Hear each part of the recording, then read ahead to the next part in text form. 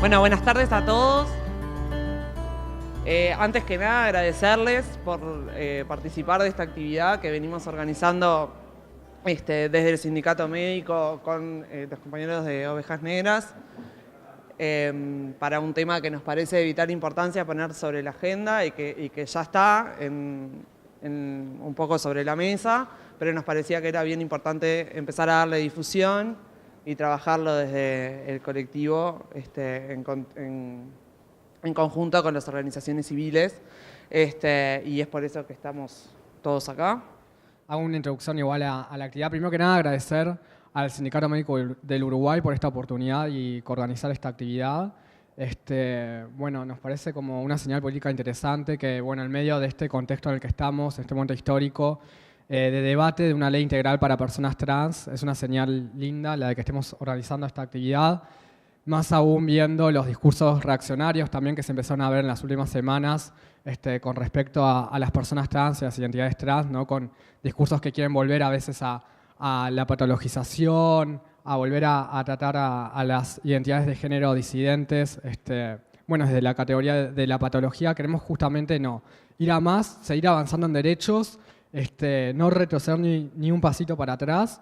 Y bueno, la idea es seguir, usar esta actividad como un puntapié en realidad para continuar haciendo más actividades de intercambio y de seguir promoviendo esta perspectiva de derechos humanos. Y bueno, básicamente eso. La actividad se va a centrar hoy en el proyecto de ley integral para personas trans y en el tema de salud en personas trans. Y bueno, iremos más bien por ese lado. Obviamente es algo también muy importante pensando en la situación social de las personas trans que, como todas y todos sabrán, es bastante alarmante. Sabemos que las personas trans son expulsadas muy tempranamente de los hogares. La edad promedio de las personas que se van de su hogar por su identidad de género es en un promedio de 14, 16 años. Obviamente también del sistema educativo existe una expulsión muy grande y también a edades muy tempranas. La mayoría de las personas trans abandonan el sistema educativo antes de culminar el ciclo básico, lo cual es una cifra también muy alarmante. Obviamente también pasa que en el mercado laboral existe una imposibilidad y barreras de acceso muy grandes. La desocupación es de un 30% aproximadamente. El ingreso promedio de las personas trans es de alrededor de poco más de 7.000 pesos y esa cifra baja para las personas trans mayores de 51 años a menos de 4.000 pesos mensualmente. Imagínense intentar sobrevivir con ese ingreso, ¿no? Lo complicado que es. Y bueno, y en materia de salud también hay muchas barreras de acceso al sistema de salud. Todavía falta trabajar este tema y bueno, la idea justamente es intentar seguir construyendo para cambiar esta realidad y promover esa perspectiva de derechos también en el ámbito de la salud, en el sistema de salud, que es tan importante. También pensemos que más de un 40% también de las personas trans de las mujeres trans declaran haberse inyectado en algún momento algún tipo de silicona industrial, por ejemplo, con todos los efectos que tiene sobre la salud de la persona y en el cuerpo. Para una persona que se hace ese tipo de intervención tan peligrosa. Así que nada, en realidad la idea es eso, empezar a visibilizar esta cuestión y a construir más derechos y una salud para todas y todos. Muchas gracias. Bueno, buenas tardes a todas y a todos. Como bien dijeron los compañeros, vamos a dar comienzo a la primera mesa en esta actividad denominada Despatologización e Inclusión de las Identidades Trans. Agradecer el espacio para la problematización al Sindicato Médico del Uruguay, al colectivo Ovejas Negras, quienes organizan la actividad. Voy a estar dinamizando esta primera mesa. Mi nombre es Josefina González, integro el área académica queer. Quisiera comenzar haciendo una breve intro de un testimonio de una persona trans en lo que fue una investigación que se realizó durante los años 90 en la República Argentina por una antropóloga llamada Josefina Fernández y publicado en el año 2004. Del libro Cuerpos desobedientes, es como una pequeña intro para romper un poco los esquemas y dar comienzo ya con la oratoria de las compañeras y el compañero. Yo tengo el género femenino, lo que rodea a la persona, lo que te marca como género femenino. Esas tengo. Por ejemplo, la forma de vestir, de vivir, las actitudes, el nombre, la vida cotidiana. Por ejemplo, levantarme y ponerme crema, que no es del género masculino. De lo masculino también tengo cosas. Cuando era chica yo trataba de ocultar lo femenino, que no se me escapara para que no se me descubriera. Luego hice lo contrario, que no me salieran los gestos masculinos. Ahora ya nada de eso me importa. Comenzamos con la exposición de la compañera Karina Pankiewicz, que es integrante de la Asociación Trans del Uruguay, ATRU.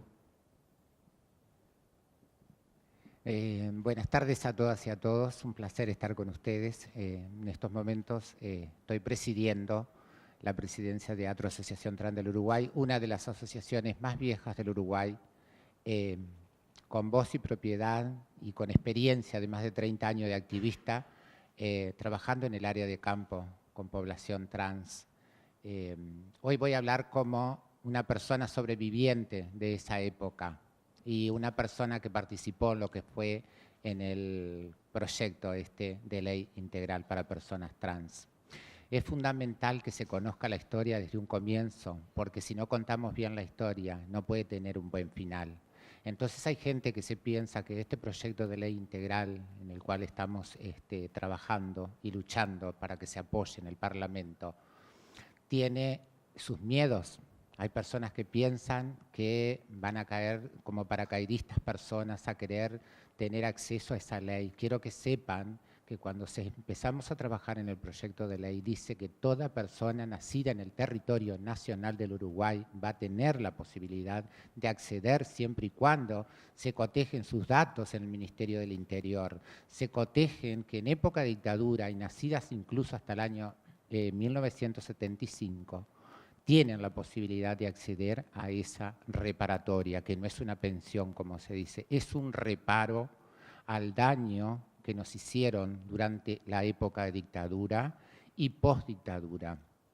Como sobreviviente de esa época, contarles que no solamente se nos llevaba detenida, nosotros hacíamos trabajos en jefatura, hacíamos trabajos en las comisarías, limpiábamos calabozos, lavábamos los pasillos para poder salir en libertad 3 o 4 días antes porque nos tenían hasta 7 días presas. Cuando no intercambiábamos trabajo, hacíamos también, nos obligaban a tener sexo con esa población también para poder salir en libertad. Entonces no se cuenta toda la historia. Los derechos de nosotras fueron vulnerados en todos los sentidos, muy aberrante. Yo me tuve que ir del país en época de dictadura por las palizas, las picanas, los submarinos que nos daban y las cosas que nos hacían. Y yo vine a Montevideo con 13 años, era un niño. Y ahí comentando con un compañero le decía hoy, ¿por qué tienen miedo a la hormonización con los chicos y los adolescentes? No estoy hablando de un chico de 8 o 9 años, sino 15, 16, 17 años que ya saben lo que quieren. Porque el miedo es ocultar la identidad de género de cada uno de los hijos. Entonces es preferible que no se hormonicen y que se metan en el cuerpo como muchas de nosotras, y me hago cargo de lo que digo, porque hoy por hoy sufro de las consecuencias de la silicona inyectable que me inyecté. Migró por todo mi cuerpo, tengo problemas de espina dorsal, tengo problemas en las piernas, hay días que no puedo caminar. Chicas han sido mutiladas porque al querer sacar eso que le está doliendo y le está haciendo problemas, han quedado mutilados sus cuerpos. Hay úlceras variscosas, hay trombosis y han muerto al inyectarse la silicona. Doy fe de eso, que en las noches nos juntábamos en una pensión para inyectarnos y muchas quedaron ahí inyectándose. Entonces, a veces me pongo a pensar, digo, si tenemos la posibilidad de un endocrinólogo, un cuerpo multidisciplinario de médicos que apoye a eso, que te digan, te hagan un tratamiento, una evaluación y que te puedan hacer un seguimiento de un tratamiento, ¿por qué no? ¿Por qué ir a la clandestinidad? ¿Por qué dejar que se sigan inyectando esos productos en los cuerpos que son muy nocivos? En la frontera de Brasil y de Uruguay se están inyectando cera para autos derretidas, fíjense, con una aguja de 19 con que se inyectan los caballos para que pueda entrar hacia la carne. ¿Queremos eso para nuestra juventud y para nuestras mujeres trans? No, no queremos. Queremos que tengan un acceso a una hormonización, pero cuando tengan conciencia de lo que quieren. No es que le estamos diciendo a un niño de 8 o 9 años, tomen, hormonícense. No, en ningún momento. Cuando empezamos a hacer el proyecto de ley, se contempló eso, como se contempló la educación, porque ya con 50 y pico de años que tengo, no terminé la secundaria. Muchas de las compañeras no terminaron ni siquiera la primaria. ¿Qué oportunidades laborales más que el trabajo sexual? Con 60, 50 años pueden estar paradas en una esquina, imposible. ¿Por qué? Ahí es donde pedimos la reparatoria.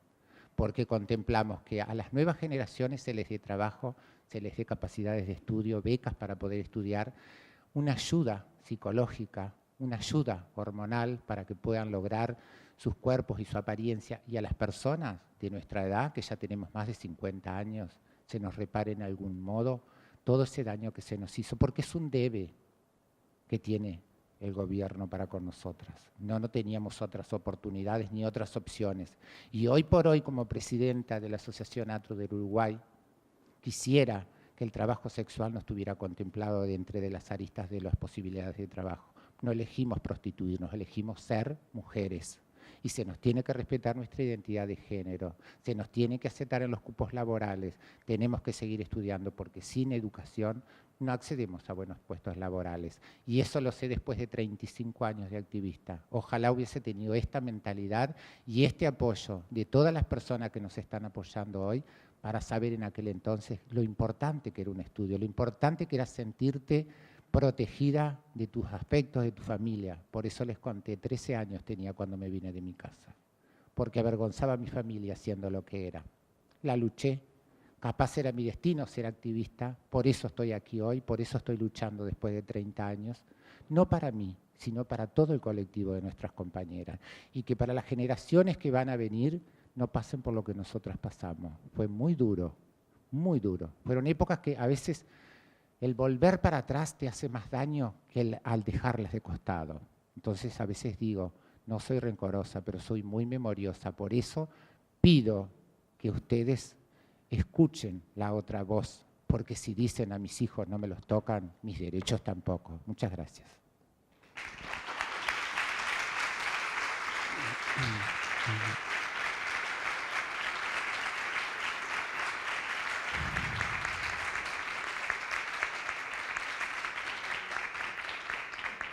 Gracias, Karina.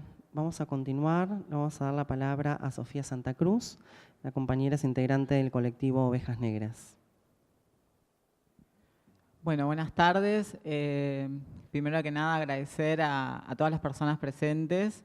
La verdad que este espacio y esta actividad me llena de orgullo a nuestras compañeras que cuando vimos la situación que se dio por la que hoy estamos acá, fue como, wow, esos golpes que decimos, cómo pueden hacer estas cosas y no contemplar leyes que ya están en nuestro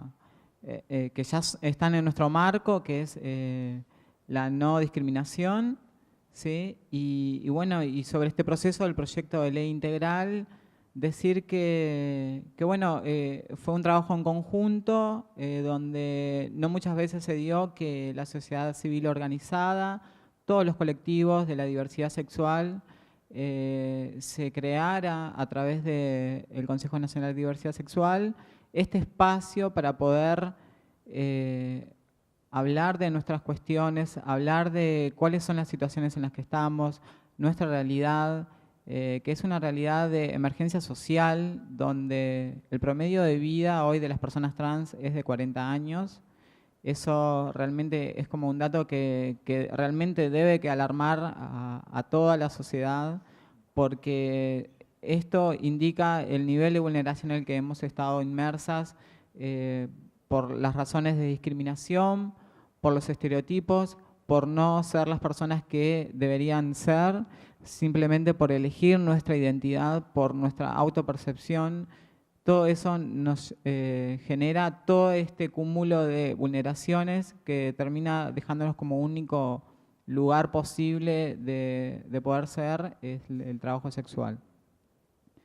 Bueno, esto fue un trabajo también como de mucho tiempo, donde diferentes organismos estuvieron vinculados. También eso cabe resaltar que bueno, además del consejo que está dentro del Ministerio de Desarrollo Social, estuvieron otros organismos presentes y bueno, y esto se fue dando y es una, bueno, es hoy lo que estamos trabajando y lo que estamos luchando para que se apruebe. Y bueno, y con respecto a los mitos y todo esto que también que se genera alrededor del proyecto de ley, donde más que nada lo que muestra es prejuicio y el estigma que cargamos nosotras, y que hoy queremos decir que no es lo que nos representa. Queremos personas trans que tengan un desarrollo de su vida desde su primera manifestación, visibilizar las infancias trans, visibilizar la adolescencia trans, y que bueno, y que esto no sea una cuestión de discriminación, de historias truncadas, de cuestiones que bueno, que generan todo este proceso de marginación de la población trans. Bueno, otra cosa que quiero mencionar es que bueno, que en el ámbito laboral es como un punto súper importante también, por lo que digo, ¿no? Por esta exclusión de la población trans, que la única alternativa ha sido el comercio sexual, y donde, bueno, tiene que estar visibilizada, nosotras estar en los lugares de poder trabajar y de estar en un espacio libre de discriminación. Con respecto a la salud, me parece que es súper importante también no solamente focalizarnos en que la salud es solamente tomar hormonas y tener un estereotipo o una apariencia que se adecua a lo que es ser femenina, sino que también tiene que ver con los espacios en los que estamos, en que hoy en día la población trans es sumamente discriminada en los espacios públicos. Me parece que no es solamente la salud hace a la medicalización, a la armonización y todos los procesos de trans específicos, sino también a todo el entorno, ¿no? Que nos da también eso, calidad de vida, que es tener un trabajo digno, estar en espacios donde no seamos discriminadas, ser contempladas nuestros puntos de vista, nuestras opiniones, no ser excluidas de los centros de educación. Me parece que a lo que quiero ir es con esto, aunque la salud no hace solamente a ser hormonizada, sino que a todo algo más amplio y más integral, que es nada, que nosotras seamos libres de poder estar en cualquier espacio sin ningún tipo de discriminación y prejuicio. Otro punto que quiero tocar es como también que el servicio sea, que llegue también en todo el territorio. Hoy en día sabemos que hay muchos departamentos del interior donde todavía no hay endocrinólogos que puedan llevar adelante los tratamientos trans específicos. Eso es una cuestión que bueno, que también hay que poder ver, que no solamente esté el servicio solamente en Montevideo centralizado, sino que pueda estar en todo el territorio, y que nada, que esto sea como un servicio que esté en todas las personas y no solamente en Montevideo. Otro punto que...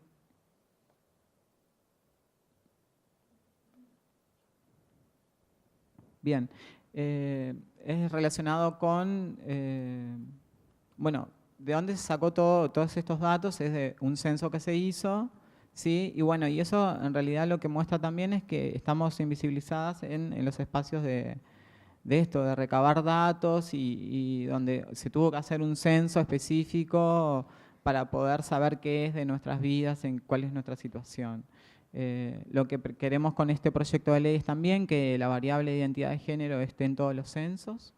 Eso también es como un punto súper importante, donde también ahí, a través de los censos nacionales, se pueda también tener información y también poder ver cuál es la evolución de la población trans, bueno, a partir de esto, y no de tener que estar haciendo censos aparte como si fuéramos nada, personas extrañas o raras, sino que estemos incluidas en todas las variables de los censos y de los datos. Estoy pensando a ver de que algo súper importante que no se me quede también, Esto me parece que es una lucha que también no solamente atañe a la población trans, sino que esto hay que verlo como algo integral a toda la sociedad, porque en realidad, o sea, es como lo pensamos, es que la diversidad enriquece a nuestra sociedad y poder tener una sociedad más diversa también es eso, es poder alcanzar como una igualdad también en que la diversidad no sea solamente algo apartado, sino que podamos tener en todos los espacios el mismo derecho que todas las personas.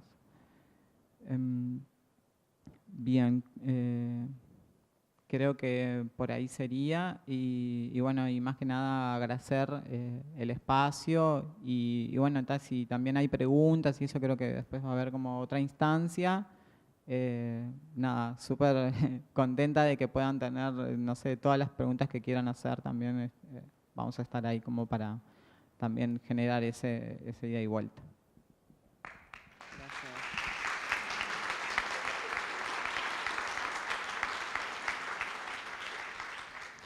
Gracias, Sofía. El último aporte o exposición de esta mesa va a estar a cargo del doctor Hugo Rodríguez, que trabaja en medicina legal en la UDELAR. Bueno, muchas gracias por la invitación. Es un orgullo poder participar de esta actividad junto a Ovejas Negras, pero junto a mi sindicato, el Sindicato Médico del Uruguay, una institución médica progresista que sistemáticamente ha estado a lo largo de su historia en favor de la salud, de los derechos y acompañando las buenas causas. Y esta no es una excepción. Yo desde luego voy a hablar de la medicina legal, desde la medicina, que es algo que a veces parece que hasta mal visto estuviera, desde la medicina legal particularmente, porque es a lo que me dedico, pero además porque también, como decía Karina, que había que fijarse en la historia. Yo me formé en una cátedra de una disciplina que tradicionalmente era una disciplina vinculada hasta a los muertos. Pero yo me formé en una cátedra en los años, fin de los 80, que la coordinadora de travestis, que se reunía ahí y era su casa. Y ahí con Mario de Pena y con Guillermo Mesa y con otros valiosos compañeros, todos también militantes del sindicato médico, nos enseñaban ahí los derechos humanos a una generación que nos educamos hablando de los derechos de las grandes mayorías y ahí aprendimos que estaban también los derechos de las minorías y que valía tanto a más los derechos de cada uno de los seres humanos, tenía sentido defenderlos y luchar por ellos.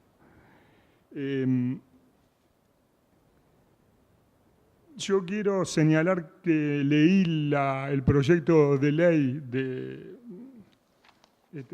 ley integral para personas trans y que estoy de acuerdo. Y que como no soy un demagogo, voy a hacer hincapié en las cosas que para mí no están suficientemente claras o que tendrían que, a mi criterio, especificarse mejor o trabajarse más. En un articulado que me parece que está muy bien redactado, muy inteligentemente hecho, y en el cual habría muy poquitas cosas para señalar.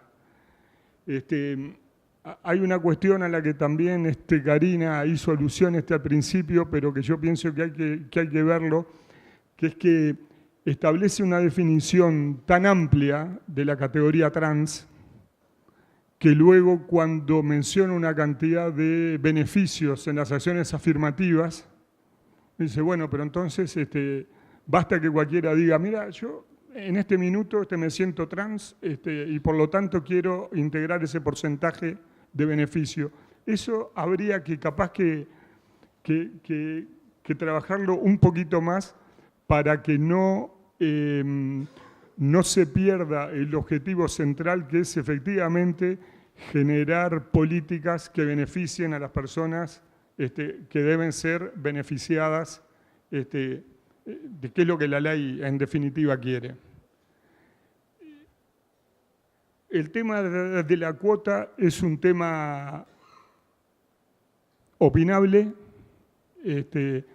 Evidentemente, la cuota puede ser una política válida para resolver situaciones emergentes, importantes, que vale la pena.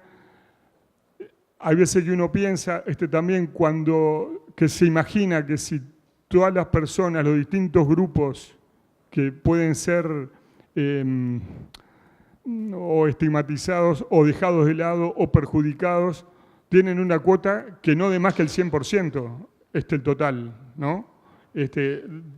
Lo digo medio en broma, pero entonces también yo pienso que uno se puede preguntar, en algunos este artículo menciona un porcentaje, en otros menciona otro, y eso habría que fundamentarlo bien, tal vez en la posición de motivos, porque de la simple lectura del texto no queda claro por qué para algunas cosas es el 1, para otras el 2, para otras el 5, que no digo que esté bien ni mal, que digo que no surge evidente de la simple lectura del texto. Otro tema que quiero mencionar, que es absolutamente un problema mío, casi psicológico, obsesivo, a mí me parece que es innecesario usar palabras que no existen en el idioma y la palabra patologización que no existe, y no hay necesidad de un concepto que me parece que es tan claro, lo que se quiere señalar, incluir en una norma legal un neologismo que al no estar definido en el idioma queda librado a la intuición y que me parece que le quita, no digo seriedad porque que no le quita seriedad, pero que le quita contundencia a un texto que está muy prolijo y que no tiene por qué incurrir en neologismos novedosos que de repente están bien para una consigna como la que citó a este encuentro, pero que no hay necesidad de incluirlo en una norma legal. Y un tema que yo tengo una diferencia, creo que sustancial, seguramente no con la intención, pero sí con la redacción, es el artículo 15 cuando dice: declárase a la población trans como uno de los grupos poblacionales prioritarios para garantizar que sus derechos culturales.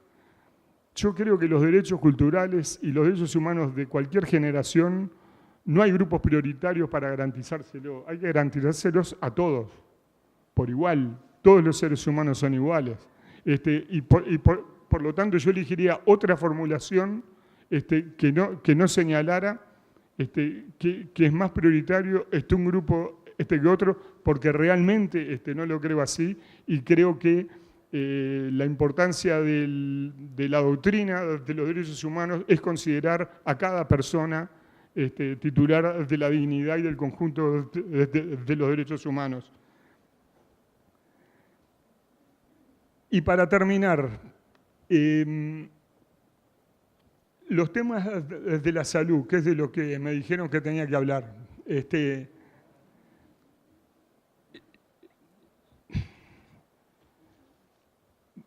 Vamos a ver si me explico. Está muy claro que hay que pelear para que en todos los servicios públicos y privados existan servicios que puedan dar respuesta a las necesidades de la población trans. Muy bien. Eso lo firmo. Ahora, les quiero hacer una analogía con algo que le planteaba a un grupo de activistas feministas que estaban enojadas con la objeción de conciencia para la interrupción voluntaria del embarazo. Yo le decía, mire, yo no soy mujer, pero si yo fuera mujer y estuviera embarazada, lo último que quisiera en el mundo es que me asesorara para interrumpir el embarazo una persona que se cree que yo soy una asesina. Entonces digo, que hay que preocuparse por asegurar que los servicios estén y hay que asegurar que los servicios estén dados con personas que tengan empatía y sensibilidad y que ese servicio realmente se brinde de la manera que se tiene que dar. Y agrego que está bien pedir que estén en los servicios públicos y privados, pero hay que dejar algo expreso, que por más que sea obvio, debe estar, y es que el Estado debe garantizar el cumplimiento de eso. Y vuelvo otra vez a la objeción de conciencia con el IBE. Si en un lugar son todos objetores, fantásticos sean, el Estado tiene que decir cómo resuelve que los recursos para que el servicio se preste en ese lugar en igual forma que para los ciudadanos de los otros puntos del país. O sea que es una violación del sistema de salud, pero como estamos hablando de derechos humanos, es una violación del Estado garantizarlos.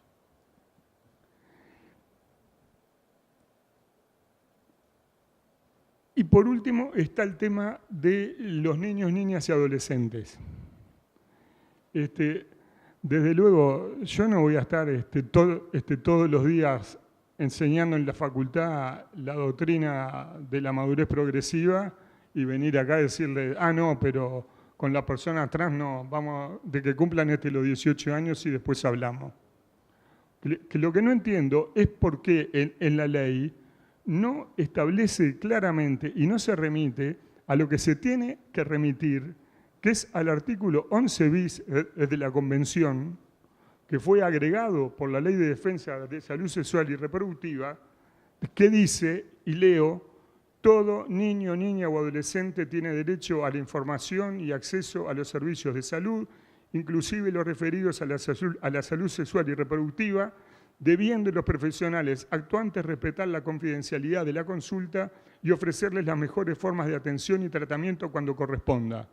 De acuerdo a la edad del niño, niña o adolescente, se propenderá a que las decisiones sobre métodos de prevención de la salud sexual u otros tratamientos médicos que pudieran corresponder se adopten en concurrencia con sus padres u otros referentes adultos de su confianza, debiendo respetarse en todo caso la autonomía progresiva de los adolescentes. Es decir, me parece que no hay que inventar otra cosa diferente a lo que ya está, y es esa, me parece, la norma a la que tiene que ser.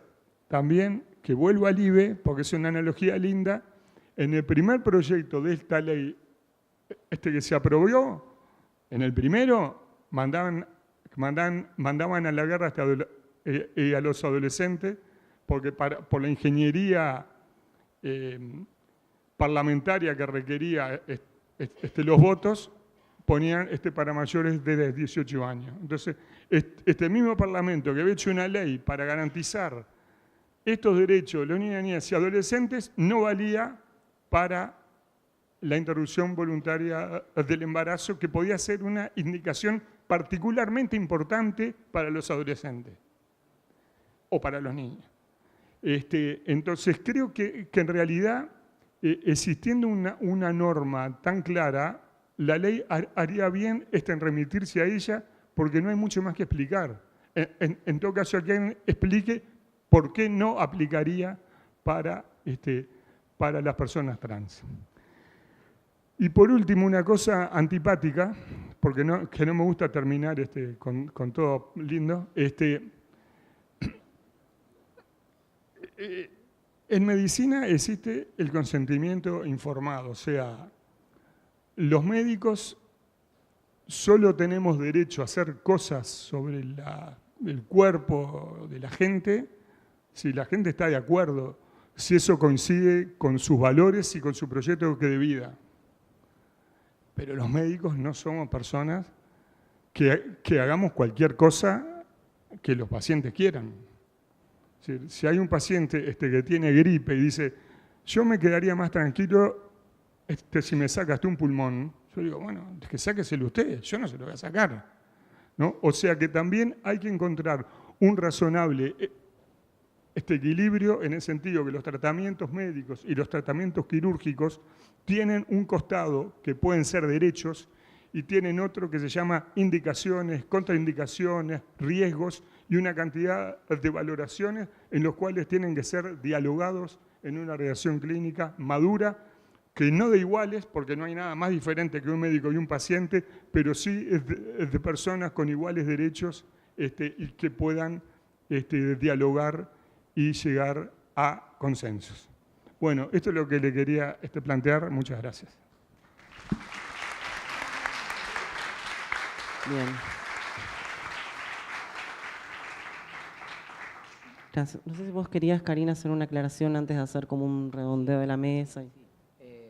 Casualmente, a lo que decía el doctor recién, quiero también dejarle en claro de que cuando se trata de no sacar un pulmón, sino a veces hacer una reasignación de sexo, no es que de un día para el otro accedemos a eso. Tenemos compañeras que hacen 4 o 5 años que están haciendo sus tratamientos psicológicos con los endocrinólogos, tomando su medicación, haciéndose exámenes. No es que de un día para el otro. Eso es la mala información que tiene la gente, que se piensa que vas a ser mujer del día para la noche. No, el otro día en un canal de televisión me compararon con una barra de chocolate, como que un niño a la mañana quiere chocolate y a la noche quiere algo salado. No pasamos por tanto sufrimiento para que nos comparen con una barra de chocolate. A ver, abramos un poco los ojos y dejar en claro que todos estos procedimientos que se tienen que hacer las mujeres trans o los hombres trans están seguidos por un grupo que usted lo sabe, doctor, que no se lo van a hacer de un día para el otro, como usted dijo, no, van a venir y me van a decir, doctor, hágame una vagina o una rinoplastia. No. Yo no se lo voy a hacer. Vaya, hable con el cuerpo de médico, hágase todos los estudios y si después está apta de un determinado tiempo, evaluación psicológica, física y todo lo demás, bueno, se verá lo que se va a hacer. Pero no asustamos a la gente, porque si no la gente va a pensar de que sí, hoy se nos antoja, que hoy queremos ser trans y que mañana queremos ser mujeres. No somos mujeres igual aunque seamos trans, somos mujeres trans. Muchas gracias. Gracias, Karina. Bien, ahora en unos minutitos vamos a estar abriendo como a preguntas, pero me gustaría como hacer como algunas puntualizaciones. Bueno, Karina hizo como una introducción más de un abordaje histórico de lo que tiene que ver con el desarrollo y el proceso de construcción de las identidades trans y lo que expuso a estas identidades en lo que tiene que ver con diferentes procesos de la historia que vivió nuestro país. Sofía hizo bien, acentuó como su exposición en lo que tiene que ver con la ley, enmarcada en lo que tiene que ver con la ley e hizo un énfasis en el tema de la niñez trans. Bueno, el doctor hizo como un abordaje un poco más desde lo médico. Creo que también está bueno como dejar en claro que bien esta instancia está como enmarcada también en lo que tiene que ver con este proceso que hoy en día estamos como atravesando como sociedad, ¿no? Y que es la discusión pública de un proyecto de ley integral para personas trans, que en este momento está en Comisión de Desarrollo del Parlamento. Dejar como claro también que esta instancia era necesaria. ¿Por qué? Porque políticamente en nuestro país también hubo como instancias y se le dio desde el punto de vista público espacio a que determinadas personas, profesionales, sobre todo personas que venían del extranjero, pudieran desarrollar y hacer público o realizar discursos que de alguna manera contrarrestan el trabajo que la sociedad civil ha venido desarrollando hace muchos años, pero sobre todo dejan también como un dejo de odio y de seguir vapuleando o sometiendo o excluyendo nuestras identidades. Por aquí leí hace un ratito, estaba como hojeando un poco este libro, que para mí es como un libro de cabecera, y decía que la construcción de la identidad es como el resultado de un proceso de elaboración de las interpretaciones de los otros sobre nosotros mismos, y que lejos de ser un fenómeno justamente inminente del sujeto, es el resultado de la confrontación justamente de esas interpretaciones. Las identidades trans han sido leídas o interpretadas históricamente por otros, que muchas veces quienes somos las propias identidades o habitamos o transitamos o habitamos esa identidad, no hemos tenido la oportunidad o hemos estado en los lugares de poder o de toma de decisión o de empoderamiento mismo de poder hablar por nosotras mismas. Entonces es importante dejar en claro que esas lecturas, que esas interpretaciones y que todas esas instancias o discursos de odio no hacen otra cosa más que seguir oprimiéndonos y excluyéndonos. En ese sentido es que creo que queda como un largo camino por recorrer, que estas instancias siguen siendo necesarias la problematización, sigue siendo necesaria la exposición, pero sobre todo creo que sigue siendo necesario que cada vez necesitamos un poco más hablar por nosotras mismas y de nosotras mismas. En ese sentido, nada, como que agradecer, abrir la palabra, no sé si alguien tiene algún tipo de duda, pregunta, aporte. Este es el momento. Buenas noches para todas y para todos. No me voy a extender demasiado porque creo que también lo que voy a decir ahora va a quedar expuesto en la segunda mesa porque voy a participar. Y quería, felicito al doctor en algunas cosas porque coincidimos en cuanto a la amplitud y que en algunos casos es ambigua la definición de persona trans. Estamos trabajando en eso, hemos trabajado en eso. Lo hemos detectado desde el ámbito público y desde la parte de la construcción de la política pública. Con respecto a lo que tiene que ver con la homologación o la similitud entre la discusión de la ley de interrupción voluntaria del embarazo, que usted la citó en 2 veces, ahí sí me permito no estar de acuerdo. Pero no estar de acuerdo con lo que planteó tampoco acerca de la ley de interrupción voluntaria del embarazo, porque la práctica médica, la práctica desde el ámbito sanitario, es una profesión y como profesionales, yo soy licenciada en psicología, tenemos la obligación de actuar conforme a la normativa, conforme a los derechos humanos. Y por eso no estoy de acuerdo con la objeción de conciencia. Me parece que más allá de que las personas somos personas en todos los ámbitos de nuestra práctica humana, de nuestra práctica profesional y en los diferentes ámbitos en los que nos movemos, nos debemos a una legislación, nos debemos a una ética profesional y tenemos que actuar en consecuencia a esa ética, en primera instancia. Usted hizo en su última intervención, en la última parte de su intervención, en cuanto a, y eso fue una frase que me parece muy honesta de su parte además, cuando habla acerca de los médicos no hacemos cualquier cosa. Y yo ahí tengo una disidencia, más allá de la disidencia propia que tengo en cuanto a su identidad y la mía, tengo una disidencia teórica, filosófica y ética, porque yo estoy ubicada desde una concepción donde los cuerpos son propiedad de los sujetos. Sujeto y cuerpo para mí es la misma cosa. Entiendo que la práctica médica tiene que tener determinadas reglamentaciones y usted desde su área, desde lo que es la medicina legal, debe de garantizar también al desempeño profesional una denuncia de mala praxis, por ejemplo.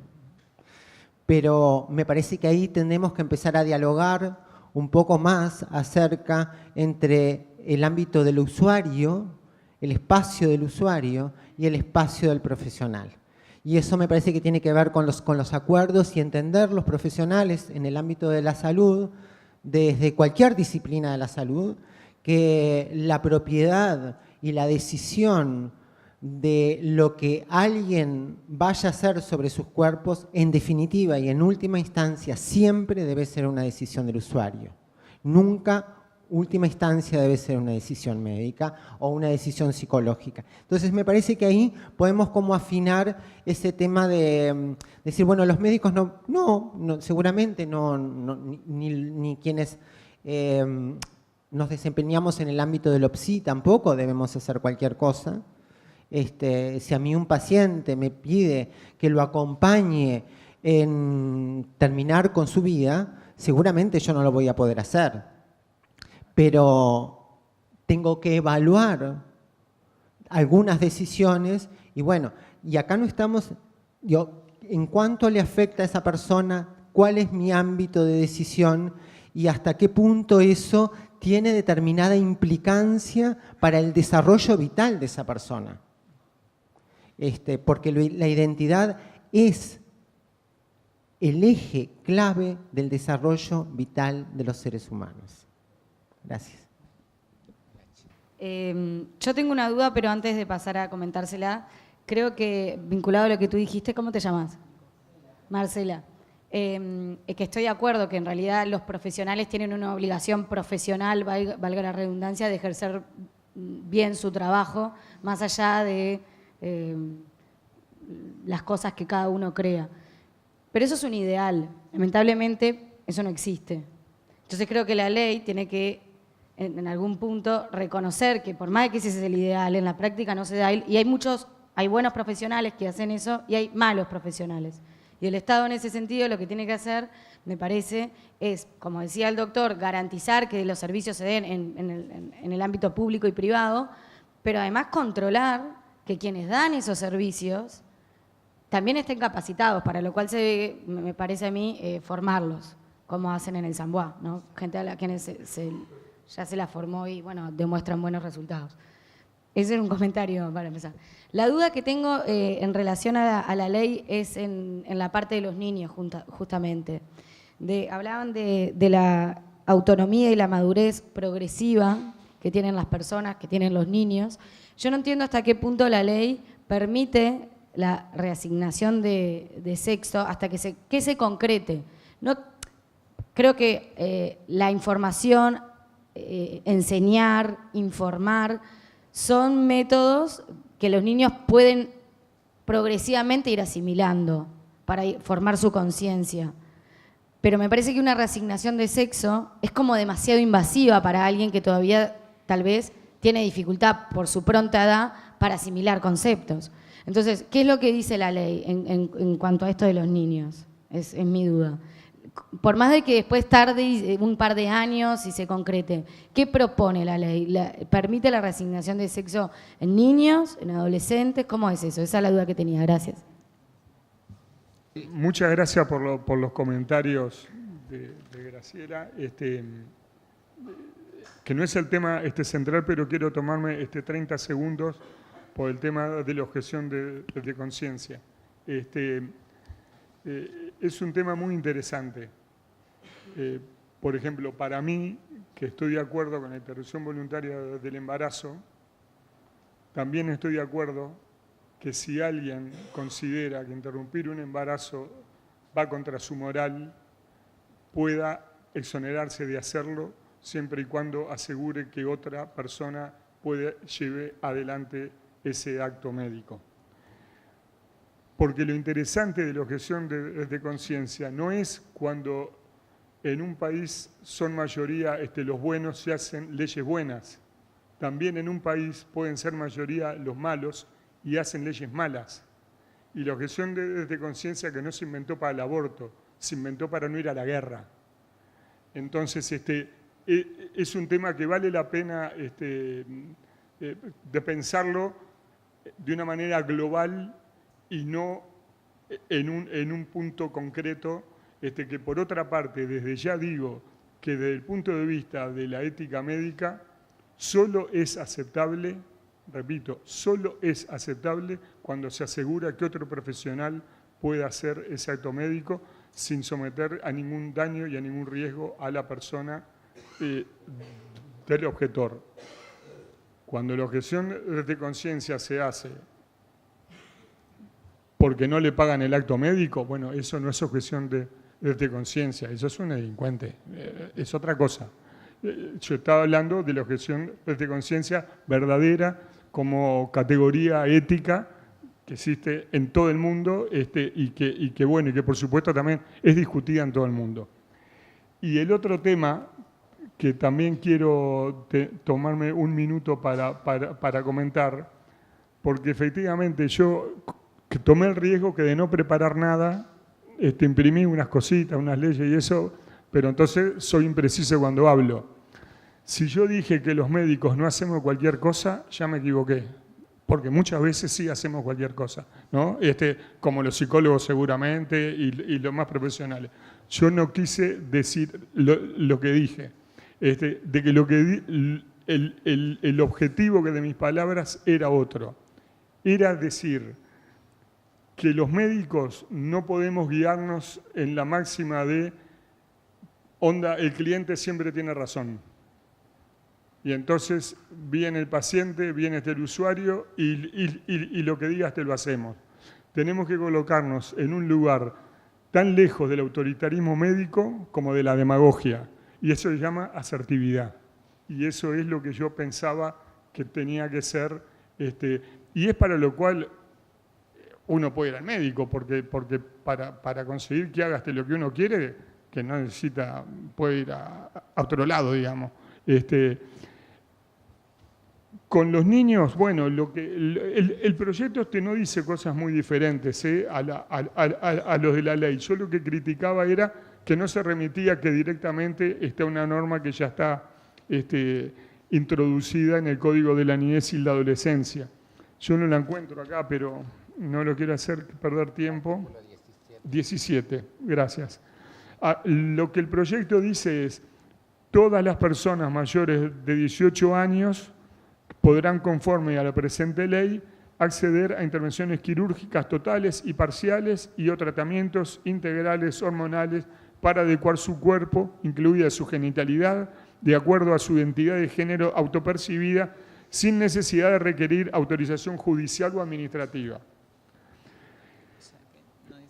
Para el caso de las personas menores de 18 años, se regirá por el mismo criterio establecido en los incisos 7 y 8 que del artículo 5 de la presente ley, conforme al derecho al libre desarrollo personal consagrado en el Código de la Niñez y la Adolescencia. Esto es lo que yo digo, que valdría la pena remitirse directamente al 11 bis. Sí, no, lo acaba de decir el doctor, y le iba a mencionar a ella que en el artículo 17 dice toda persona mayor de 18 años que quiera puede acceder a los tratamientos de hormonización, porque hay que dejar en claro que no todas las mujeres trans quieren hacerse una reasignación de sexo, ni todos los hombres trans quieren hacerse un cambio. Entonces, dejemos vivir y que las personas, como decía la compañera Marcela, que somos derechas, tenemos nuestros derechos, no sujetos de derechos, de ser como seamos y que tengamos la opción, la orientación, no me sale la palabra ahora, perdón, la identidad de género que cada una queramos tener, porque la identidad de género es una cosa y la orientación sexual es otra, totalmente diferente. Gracias. ¿Alguien tiene alguna consulta, algún aporte, duda, alguna inquietud? ¿Qué tal? La verdad que me hubiera gustado que le pudieran explicar a ella un poquito mejor el tema, sobre todo cuando hay médicos en la vuelta. Es algo tan sencillo como que un niño de 4 o 5 años no lo ves con barba, o una niña de 4 o 5 años no tiene menstruación. ¿Por qué? Porque las hormonas no están. Entonces un niño no necesita por qué ser hormonizado. Capaz que la ley no es tan específica porque creo que cualquier médico puede darse cuenta de eso. Ahora, con respecto de las operaciones, si vamos a una operación de adecuación genital, el tema es el siguiente. Yo como varón trans tengo que tener un mínimo de 4 o 5 años en hormonas sí o sí. ¿Ah? ¿Por qué? Porque mi cuerpo está cambiando y tiene que cambiar. Y después recién poder acceder a esa operación. Es una operación que para nosotros los varones todavía no está en el país, ¿ah? Para las mujeres sí, pero entonces no podemos ni siquiera hablar de niños, que si no van a estar hormonados, menos van a poder acceder a operación. Creo que mi aporte viene solamente por ahí. Me parece que es fundamental que estas cosas se estén diciendo claras, porque hay gente muy cerrada de mente, ¿ah? Que se está haciendo de este artículo para tirar por abajo una ley que es sumamente importante para todos nosotros. Muchas gracias.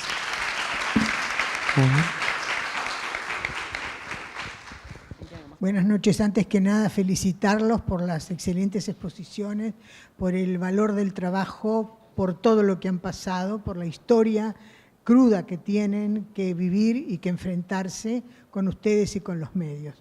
Pero lo que me interesaría conocer, ¿cuáles son las barreras que tienen en la Comisión del Parlamento para poder aprobar esta ley integral? En fin, sí, ¿cuánto hace que están trabajando en esto y cuáles son las barreras? ¿Cuál es la exposición de motivos que tienen ellos para la demora en la apreciación y en la articulación de esta ley? Se viene trabajando esto desde el año 2016, que comenzamos a reunirnos. Esto fue algo de lo que expliqué cuando estuve hablando. Desde el 2016 que se está trabajando en el proyecto de ley. Y bueno, y lo principal, las exposiciones de motivos me parece que son como nada más que prejuicio, discriminación, violencia. Puedo decir de eso que son sus únicos motivos que tienen para decir o para tratar de tirar abajo todo el avance y toda la lucha que hemos tenido las organizaciones sociales para poder colocar hoy en día este proyecto de ley en discusión en el Parlamento y en todo el ámbito social. O sea, nada, fundamentalistas, gente con cuestiones religiosas que quieren tirar abajo toda nuestra agenda de derecho en diversidad sexual que se ha logrado y que hemos conquistado. Muchas gracias por tus palabras. Quería contarte sobre esto de la ley también, como decía la compañera. Cuando empezamos en enero, febrero del 2016, en el grupo que íbamos a formar para hacer el proyecto de ley, sabíamos desde el vamos que íbamos a tener este tipo de cosas, ¿no? Iban a poner palos en la rueda, siempre iban a encontrar, si no es un artículo, es el otro. Eso hizo que hicimos, no sé, pero creo sin temor a equivocarme, que 8 o 9 borradores en cada una de las reuniones que hacíamos, íbamos borrando y cambiando y sacando y poniendo, hasta que un día dijimos, bueno, creemos que estamos por el lado correcto, porque hicimos un poco de seguimiento de la ley que también estaba un poco la ley en Argentina y en la ley de Madrid, porque también tocábamos ahí en el proyecto de ley lo del cambio registral, que nosotros hoy por hoy lo tenemos para hacer con un trámite judicial y queremos que sea un trámite administrativo porque no podemos y no queremos dejar que un juez diga si estamos aptos o no para ser una mujer trans. Y para poder decir, bueno, usted puede acceder o no a su documento. A ver, y por eso buceamos y sabíamos, y hoy por hoy lo que queremos es que los parlamentarios, el lunes casualmente tengo en la comisión parlamentaria con 11 parlamentarios presentarle por qué ATRO, Asociación Trans del Uruguay, pide y quiere que el proyecto de ley se apruebe. Porque es la verdad, que se ponga la mano en el corazón. Y hoy decía el doctor algo, pueden llegar otros grupos o pueden... Ese miedo lo teníamos desde el primero también, porque empezaron con los afrodescendientes que decían que después los blancos iban a pedir una reparatoria. Empezaron con los exiliados que iban a pedir una... A ver, somos mujeres trans, no somos extraterrestres, no van a venir los extraterrestres a pedir una reparatoria después. O sea, tenemos que ubicarnos en lugar y espacio. O sea, son... cosas que creemos como población vulnerada toda la vida y que seguimos siendo vulneradas, que vamos por el lado correcto. Y pedir a los señores del Parlamento que de una buena vez saquen esas trabas que ponen y que de una buena vez nos den un sí, aunque sea, ya que nos negaron tanto a lo largo de nuestras vidas. Gracias.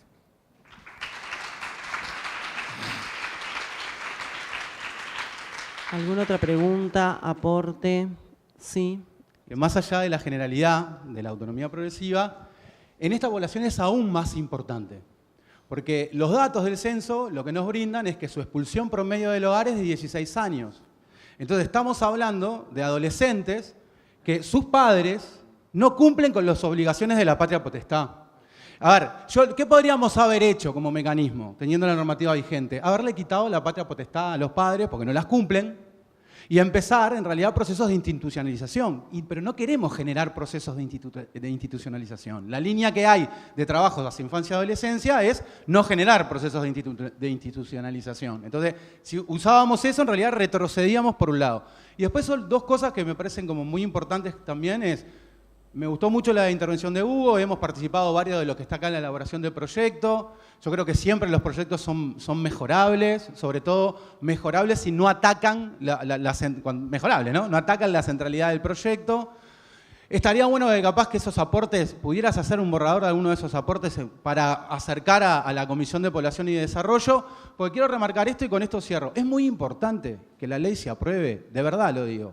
Toda la ley está aprobada antes de junio o julio de este año. Y voy a ser totalmente honesto. Si no se aprueba antes de junio y julio de este año, por ejemplo, todas las líneas vinculadas a los cupos de ingreso al Estado son relativamente falsas. Cuando digo relativamente falsas es, recién las vamos a poder aplicar con suerte la nueva administración de gobierno en el año 2020, porque en realidad en todo 2019 no puede haber ingresos al Estado. Y lo peor que puede pasar con poblaciones como esta, y ya nos pasó con la población afro, porque se votó en agosto del 2013 la ley y en realidad tampoco se pudo hacer los llamados, es que crea que cuando se genera un dispositivo que quiere dar respuesta, tarde 3 años en dar la respuesta. Entonces, por eso se presentó el proyecto en mayo del año pasado. Yo creo que en realidad tenemos que acelerar los tiempos para poder aprobarla y aportes como el tuyo, Hugo, sobre todo teniendo en cuenta algunos discursos que yo los calificaría de terroristas, ¿no? Porque decir que la ley permite que un niño se hormonice es mentira. Es terrorismo puro, porque eso la ley no lo dice, ¿no? Entonces, decir eso en realidad es atacar y además, como podría hablar de otras cosas, como el rumor instalado, que está bueno tratar de parar esos rumores, porque estamos atacando una población hipervulnerada. Entonces, cuando la gente dice que a las mujeres trans o a los varones trans se le da 30.000 pesos por mes, como andan circulando en los WhatsApp, por ahí, en realidad lo que generan situaciones de vulnerabilidad, porque también viven en el mismo asentamiento, por las situaciones que están, que otra gente. Entonces les llega ese cuento. Entonces lo que hay es violencia hacia esa gente que no voy a decir cómo lo dicen, pero bueno, se cagan en su identidad de género y andan diciendo, voy a decir cómo lo dicen. A este puto vestido de mujer le dan 30.000 pesos. Y es todo falso. Y si nosotros, o sea, la mayoría de la población que no es trans, permite que se las ataque y permitimos que senadores de la República pongan formularios falsos, como lo hizo Morín Valle, que puso un formulario falso, en realidad estamos vulnerándola de vuelta. Entonces, me parece que nosotros le podemos acercar desde el Ministerio las claves para la ley, a todos los que quieran, que en realidad es un documento que habla de todas estas cosas bien abreviados, que ya se lo dimos a la Comisión de Población y Desarrollo, para combatir un poco esto, porque en realidad se está discutiendo sobre la mentira.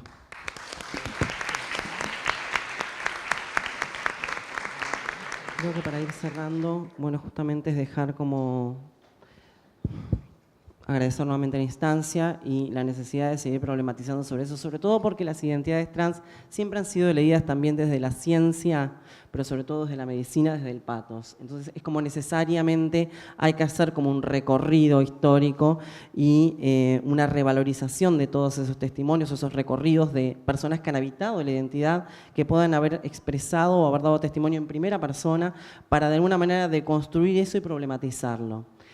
Un dato importante también para agregar es que al momento de que se hizo el censo trans, que lo hizo el Ministerio de Desarrollo Social, que se hizo en el año 2016, años anteriores, unos pocos años anteriores, tipo 2013, creo que salía la tarjeta Uruguay Social del Ministerio de Desarrollo, y cuando se cotejan los datos, de entre las personas que habían accedido a la tarjeta Uruguay Social y las personas censadas, de las personas que habían accedido a la tarjeta Uruguay Social, que son 900 pesos mensuales que otorga el Ministerio de Desarrollo Social a las personas trans por el simple hecho de ser trans, como primera acción afirmativa del Estado de reconocer la vulnerabilidad histórica de esa identidad, 34 personas se habían muerto en un lapso de 3 años. Esa cifra es cruda, dura, a mí me impactó muchísimo y creo que habla de toda una cadena de vulneraciones históricas que llega un momento que es necesario visibilizarla, expresarla, exponerla, trabajarla para mitigarla. Desde otro punto de vista, hablando de lo que tiene que ver con la niñez trans, bueno, como expresaban las compañeras, me gustaría como hacer el cierre con otro de los testimonios de esta investigación que se hizo durante los 90 personas trans en Argentina. El libro se llama Cuerpos Desobedientes, cualquiera de ustedes puede acceder a él, y dice así, a manera de cierre. Una no quiere hacer sufrir a la familia, y cuando tenés problemas en la calle, en la escuela, mi mamá nunca supo por qué. En mí hay toda una vida de doble personalidad. Tenía que pasar por varoncito cuando yo no lo sentía así. Yo me ocupé de tapar las cosas. Nosotras, desde muy chicas, es como que nos ponemos inteligentes en ese tema. Llevamos esa doble personalidad para no hacer sufrir a la gente, pero también para que no nos caguen la vida. Gracias.